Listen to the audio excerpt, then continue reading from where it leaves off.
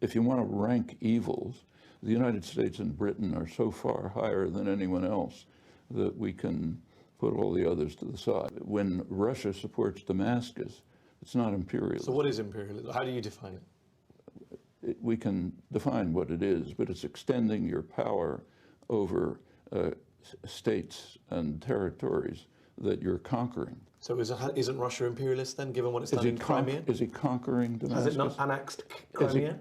Crimea is a totally different issue. Annexing of land in Crimea, I think, was a criminal act, but it has a history. But imperialist? Look, is it imperialism? You used the definition. You gave me the definition as taking land and conquering. We have to look at what happened. Crimea was handed over to Ukraine by Khrushchev. Yes. Not by the will of the Crimean people. That was 60 odd years ago. In recent years, the borders were guaranteed. They were legal borders. That's correct. That's why I said it's a criminal act. Now, what happened in the background? In 1990-91, the Soviet Union collapsed. There were two visions of how to proceed. One of them was Gorbachev's. Yeah. Let's have a Eurasian security system with cooperation and many central points, Brussels, Moscow, Ankara, and others. The United States had a different position. Let's expand NATO.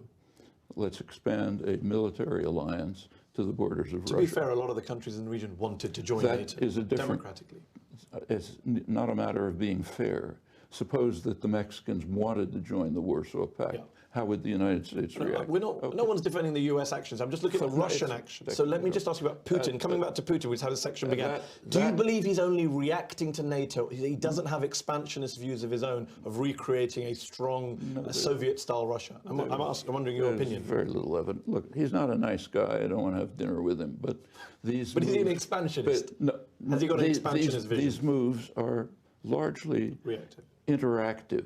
There are moves on both sides which are interactive. You can't pick one of them and say that's imperialist. There are interactive moves which are dangerous. There's an answer to this. Ukraine can be neutralized. That's the answer. No more talk of NATO enlargement, no talk of, and Ukraine itself is a pluralist country internally. So it can be neutralized, no military alliances, and it can deal with its pluralist internal structure. In that context, Crimea should make its own choices.